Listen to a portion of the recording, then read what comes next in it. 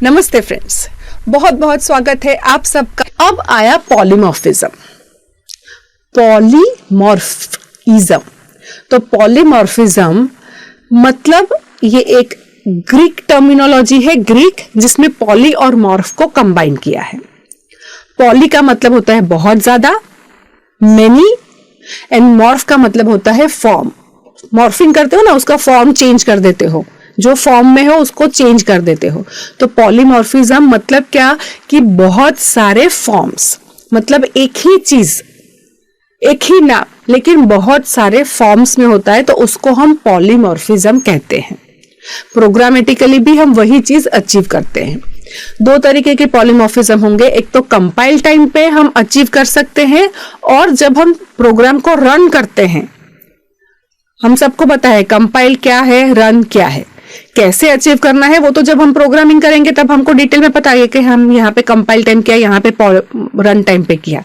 पर एक ही चीज, नाम मैंने एक ही रखा, ऐड, मुझे 2 इंटीजर को ऐड करना है, मैं 2 इंटीजर को ऐड कर सकती हूँ। मुझे 3 इंटीजर्स को ऐड करने में 3 इंटीजर्स को ऐड कर सकती हूँ। मुझे 10 इंटीजर को ऐड करने में 10 इंटीजर को ऐड कर सकती हूँ। पर नाम मैंने एक ही रखा। जो मैं एक मेथड बना रही हूँ, खुद की मेथड में बनाऊंगी ऐड नाम की, तो मैं नाम ऐड, सबका नाम ऐड। अगर मैं 2 इंटीजर दूंगी तो वो 2 इंटीजर वाला लॉजिक लगाएगा। अगर मैं 5 इंटीजर दूंगी तो वो 5 इंटीजर वाला लॉजिक लगाएगा। अगर मैं 10 इंटीजर दूंगी तो 10 इंटीजर का लॉजिक लगाएगा। तो ऐड नाम एक, लेकिन उसका बिहेवियर अलग अलग, बेस्ड ऑन आप कितने इंटीजर्स पास करते हो। ये एक एग्जांपल हो गया। तो ये हम कंपाइल टाइम पे भी डिसाइड कर सकते हैं कि कौन सी वाली ऐड, और जब हम प्रोग्राम रन करते हैं, कंपाइलर को पता ही नहीं चलेगा, जब हम रन करते हैं एग्जीक्यूट, तब हम डिसाइड कर सकते हैं कि कौन सा मेथड कॉल हो सकता है या कौन सा क्लास चाहिए। तो ये हो गया पॉलीमॉर्फिज्म। सिंपल, यहां पे मैंने इनहेरिट किया है, एक एनिमल नाम का क्लास बनाया है। एनिमल से इनहेरिट करके डॉग, कैट, डक, ऐसे मैंने क्लास बनाए हैं। तो तीनों, ये सारे के सारे में मेरे पास है साउंड। तो एनिमल जो भी होगा, जो भी एनिमल है, वो कोई ना कोई साउंड तो प्रोड्यूस करेगा, कोई ना कोई आवाज वो निकालेगा।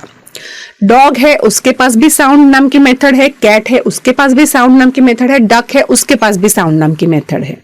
लेकिन अगर डॉग साउंड नाम की मेथड, डॉग जो हमारा डॉग ऑब्जेक्ट है, उसके ऊपर हम साउंड नाम की मेथड कॉल करेंगे तो उसमें से आवाज आएगी भाव वाव, बिहेवियर अलग।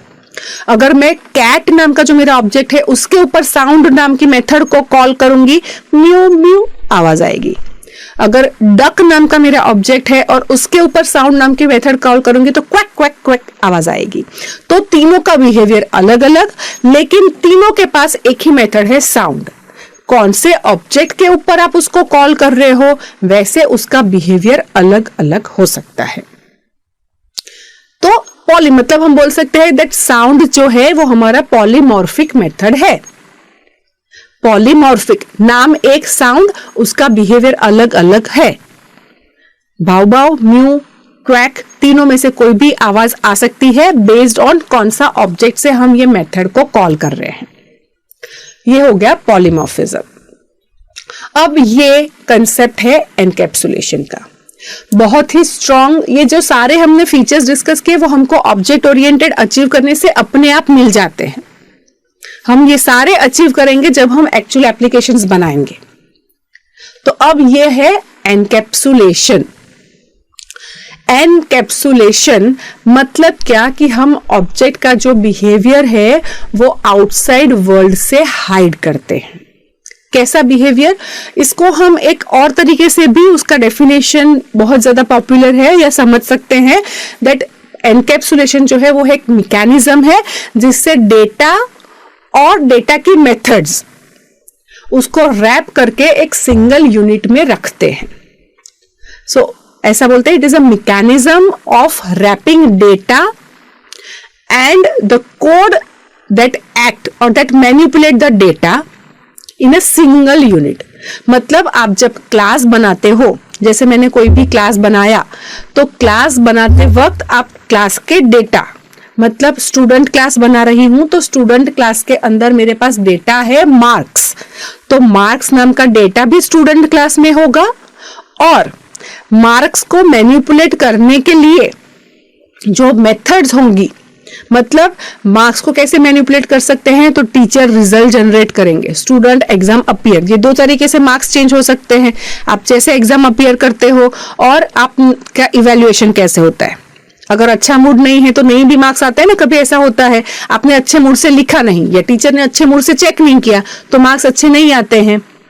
या सैलरी का ऐसा हो सकता है, आपने अच्छे से इंटरव्यू नहीं दिया है तो कम सैलरी में काम चालू करना पड़ेगा, या फिर आपने इंटरव्यू तो बहुत अच्छे से दिया लेकिन इंटरव्यू जो लेने वाला है या एचआर वाला है उसका मूड अच्छा नहीं था तो कब कम सैलरी से भी स्टार्ट करना पड़ सकता है। या फिर उल्टा, बहुत अच्छा इंटरव्यू गया हो, बहुत अच्छी सैलरी, आपका इंटरव्यू ठीक ठाक रहा है लेकिन इंटरव्यू लेने वाला जो पर्सन है बहुत अच्छे मूड में है, उसको बहुत ज्यादा फायदा हो गया ना, उसने एकदम से उसने देखा कि उसको बहुत अच्छा कॉन्ट्रैक्ट मिल गया है, बहुत अच्छा कोई बिजनेस अपॉर्चुनिटी मिल गई है, तो आपकी सैलरी आपके एक्सपेक्टेशन से भी ज्यादा हो सकती है, राइट। तो यहाँ पर जो हमारे सैलरी नाम की जो मेथड है या सैलरी नाम का जो डेटा है उसको आप कैसे चेंज कर सकते हो, तो या तो आपका नॉलेज या सामने वाले की कैपेसिटी, वो दो चीजें से चेंज हो सकती है सैलरी। मार्क्स है तो मार्क्स कैसे चेंज हो सकते हैं, आप कैसे एग्जाम देते हो, तो एग्जाम अपीयर करना और रिजल्ट को इवैल्यूएट करना या आपके एग्जाम को इवैल्यूएट करना, वो दो तरीके से मार्क्स को चेंज कर सकते हैं। मार्क्स को व्यू करना है तो व्यू रिजल्ट नाम का है, उससे मार्क्स को व्यू करवा सकते हैं। पर हम क्या करेंगे, ये जो मार्क्स है और मार्क्स को एक्सेस करने के लिए या मार्क्स को यूज करने के लिए जितनी भी मेथड्स है, एग्जाम अपीयर करना, एग्जाम चेक करना, रिजल्ट व्यू करना, वो सारी हम कहाँ लिखेंगे, एक ही क्लास में जिसका नाम होगा स्टूडेंट। ऐसा नहीं कि क्लास के अंदर खाली डेटा और उसको डेटा को चेंज करने के लिए मेथड्स कहीं और, ऐसा नहीं होता है। एक ही एंटिटी में, एक ही हम बोल सकते हैं एक ही यूनिट के अंदर ये दोनों चीजें आ जाते हैं जिसको हम बोलते हैं क्लास। अच्छा, इसको मैंने यहाँ पर एक बहुत बड़ी कैप्सूल दिखाई आपको, ये कैप्सूलेशन क्यों है। तो अगर आप नॉर्मली सोचो कि आप जब कैप्सूल लेते हो, कभी खोल के देखा होगा आप लोगों ने, कैप्सूल नहीं खोला है तो एक रैंडमली घर पे कहीं पुरानी जो यूज नहीं कर रहे हो वो आप खोल के देख सकते हो, उसके अंदर जो है कुछ पाउडर जैसा होता है। तो हमारी बॉडी को क्या चाहिए, हम ये कैप्सूल क्यों लेते हैं, जब भी आप किसी को भी प्रिस्क्राइब करते हैं डॉक्टर कि कैप्सूल लेना, तो हमको कैप्सूल हम जब लेते हैं तो हमारी बॉडी को क्या चाहिए, क्या वो कैप्सूल का जो कोटिंग है आउटर लेयर वो हमको चाहिए, नहीं। हमारी बॉडी को एक्चुअल में अंदर जो छोटे छोटे केमिकल्स कुछ पाउडर के फॉर्म में रखे हैं वो हमको चाहिए, हमारी बॉडी को वो चाहिए होता है। सिमिलरली अगर मैं सोचूं कि एग्जाम अपीयर करना, व्यू रिजल्ट करना, तो वो सारे हमको उससे फर्क नहीं, हमको मार्क्स जो एट्रीब्यूट है स्टूडेंट कैसे जाना जाएगा, तो उसके मार्क्स से वो जाना जाएगा कि अच्छा ये स्टूडेंट के इतने मार्क्स है तो ये पास हुआ, फेल हुआ। कभी बहुत अच्छा नॉलेजेबल हो लेकिन फिर भी एग्जाम अच्छे से नहीं गया हो तो मार्क्स कम भी आ सकते हैं, लेकिन मार्क्स नॉर्मली, मार्क्स एक आइडेंटिटी, मार्क्स से स्टूडेंट की हम बोल सकते हैं कि ये स्टूडेंट पास हुआ कि फेल हुआ। हमको मार्क्स चाहिए, लेकिन मार्क्स हम कैसे मैनेज करेंगे, या फिर हमारी बॉडी को एक्चुअल में पाउडर चाहिए, लेकिन पाउडर वो सीधे सीधा हमको नहीं देते हैं। पाउडर देते हैं ऐसा कि ये पाउडर ले लो, नहीं। क्यों?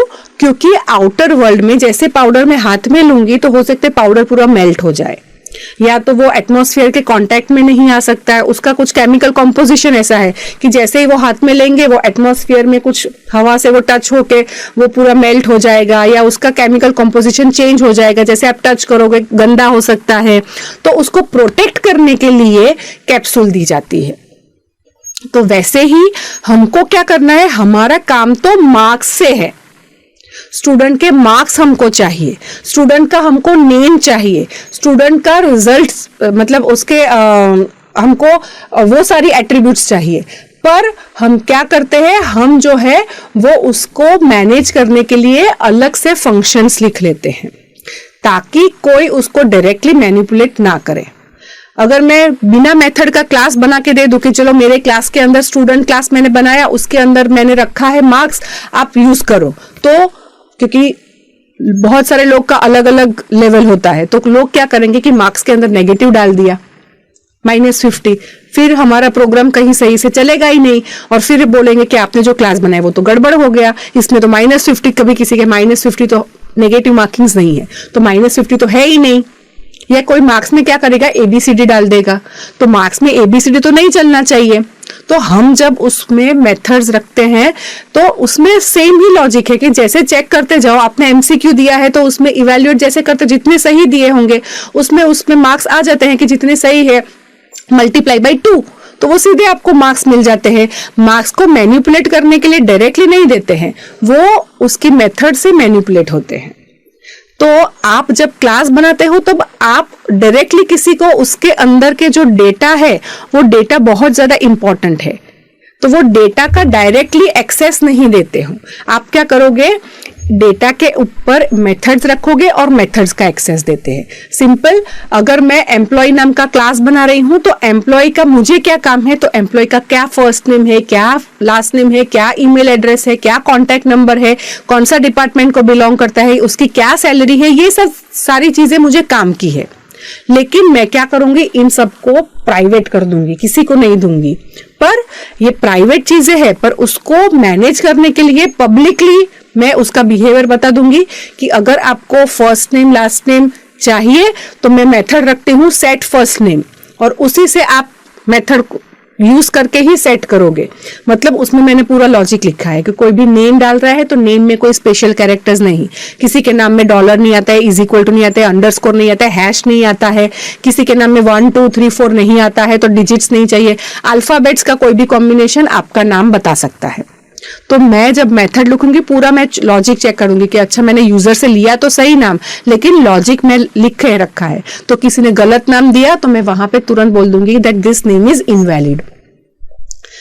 ठीक है। सिमिलरली सैलरी है तो सैलरी भी मेरे लॉजिक से ही कैलकुलेट होगी। सेट सैलरी है तो मेरे पास ऑलरेडी है कि बेसिक है, उसमें मैं HRA DA TA को ऐड करती हूँ, IT को डिडक्ट करती हूँ, PF को डिडक्ट करती हूँ, ये मैं अपना लॉजिक लिख लूंगी। किसी को सैलरी सेट करनी है तो सेट कॉल करो, लॉजिक मेरा उससे सैलरी सेट हो जाएगी। तो इसलिए कोई सीधा सैलरी नाम का जो मेरा डेटा है उसमें सैलरी इज इक्वल टू -2000 नहीं लिख सकता।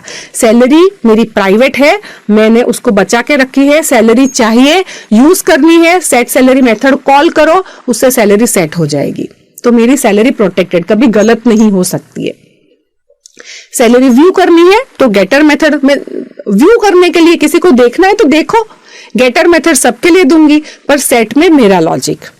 तो इस तरह से हम क्या है डायरेक्टली किसी को मेथड्स देते हैं, किसी को डायरेक्टली डेटा का एक्सेस नहीं देते। जैसे कैप्सूल प्रोटेक्ट करता है पाउडर को, वैसे हम जो क्लास बनाएंगे, क्लास के अंदर जो हमारे डेटा होंगे जिसमें एक्चुअल हमारा डेटा रहता है, ऐसी प्रॉपर्टीज को हम प्राइवेट करेंगे और उसी डेटा को मैनेज करने के लिए, मैनिपुलेट करने के लिए, चेंज करने के लिए मेथड्स भी हम ही लिखेंगे क्लास के अंदर।